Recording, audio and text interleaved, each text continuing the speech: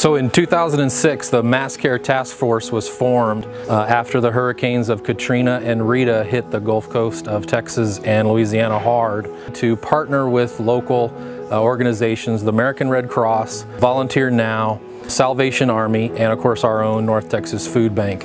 And by having this collective partnership with these organizations, we were prepared for a hurricane that should hit our region, or if we needed to support by evacuees from the south, which is the most prone to hurricanes.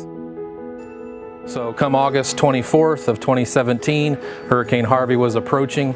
We organized the Mass Care Task Force team, and sure enough, we activated for the very first time. We literally got together, decided who would go to the shelters. That initially there were 3 shelters that were set up. So we split up into groups of 2, and we each went to a shelter on that Monday, and we started assisting people with applying for regular SNAP benefits. We were working pretty long hours. Probably for a couple of weeks we were working probably at least 10-hour days. So I was able to go over to the Mass Care shelter because I really wanted to be able to see what we had set up and what services were available to the clients that were there.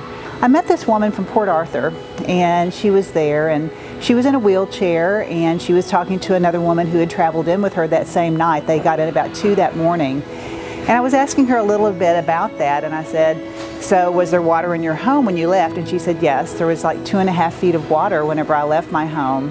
And I said, did you have insurance on your home? And she said no. Tears were running down her face at that point, and she was telling me that over the last 30 years she's always had insurance, but this past year she couldn't afford to get both her insurance and do the repairs that she needed on her home. So she had to make a choice. And I think that really hit me, and it's really a story that I've shared so many times because people here in our own community have to make those choices every day. And she made those choices, but never knowing that her home was going to be flooded through this hurricane. So that was just something that I've really sort of taken from me that will always leave an imprint on me, that this is the face of the people that we're serving every day. In total, the North Texas Food Bank has been able to provide access to more than 2 million meals to those impacted by Hurricane Harvey. We're grateful for the community support that allows us to not only provide this disaster relief, but is also helping us create a hunger-free, healthy North Texas year-round.